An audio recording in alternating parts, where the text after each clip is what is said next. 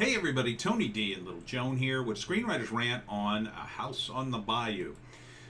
So let's get into it. Smash like and subscribe. Thank you for smash liking and subscribing. Please check out my books. Links in the description, including the Pineys, Book 7, The Paradox Piney, now available at Amazon, ebook, trade paperback, Kindle Unlimited is free. If you got Kindle Unlimited, you can read all my books for nothing, and I still get paid.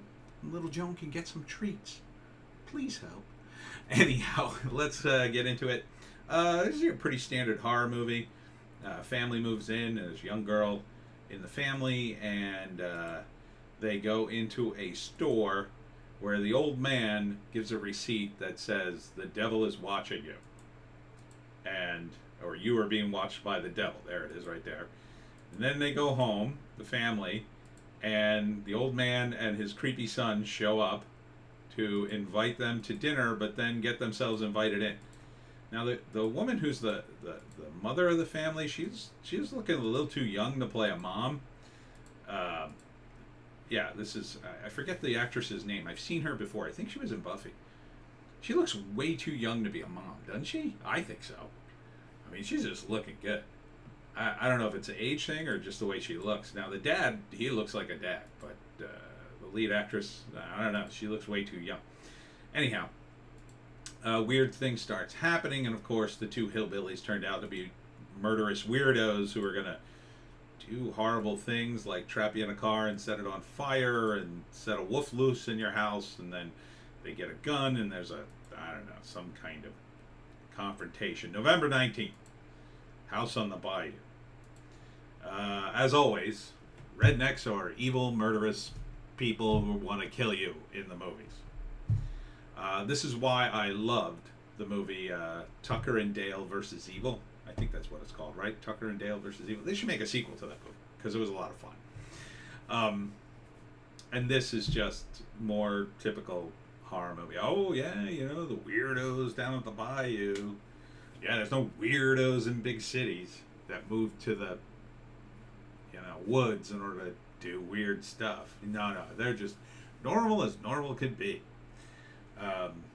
As a Piney, I kind of resent these movies. Yeah, so first act, the family comes to town. It's all normal. They got a new house.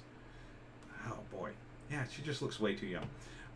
They got a new house and everything is great. And then these weirdos invite themselves over, and next thing you know, they're in a bizarre cat and mouse game because they're crazy and quasi-religious and torturing people and doing all kinds of stuff. And then it's the family versus the rednecks, and the father probably dies, maybe the mother too, I don't know, but the daughter probably wins, kills him at the end. Would I see this movie? Come on, this just looks dumb, because it's all predicated on the idea that people are crazy. Right? They're crazy. They're so crazy. They can run a store.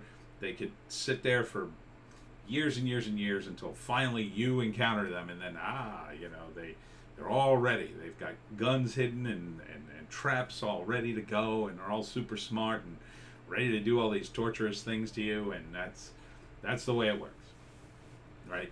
They're crazy, but they're smart enough to set this whole thing up just to get at you. It's people who suffer from mental illness typically are spending most of their time suffering. And so for those of you who claim to be mental health awareness people or whatever, this is the kind of movie that gives mental health a bad name. It really does. And it's a lazy narrative. It's lazy because, again, it's predicated on craziness. Why do they kill? Oh, because they're crazy. That's not really good motivation. And look, I realize that's been the motivation for many murderous characters over the years. But a lot of times it's a metaphor for something. When you talk about stuff like H.P. Lovecraft, people go mad because they see the veil lifted in the real world, and it drives them crazy. That is more nuanced and layered than just, oh, he's just crazy, he kills people. And it makes murder and torture and these horrible things routine and commonplace, and I do not like that. Maybe there's a more of a story here. If there is, I don't see it. Sometimes it's like The Hills Have Eyes. It's a group of people who are isolated and they got weird.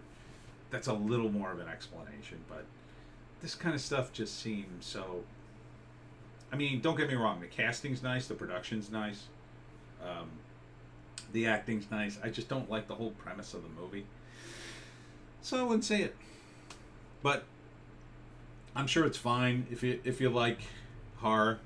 I'm sure you'd be okay with it. The house, on the Bayou, November 19th, and that's it for this one. Check us out on Bitchute and Rumble. We got a Hollywoke hot take and a news blast. See you there.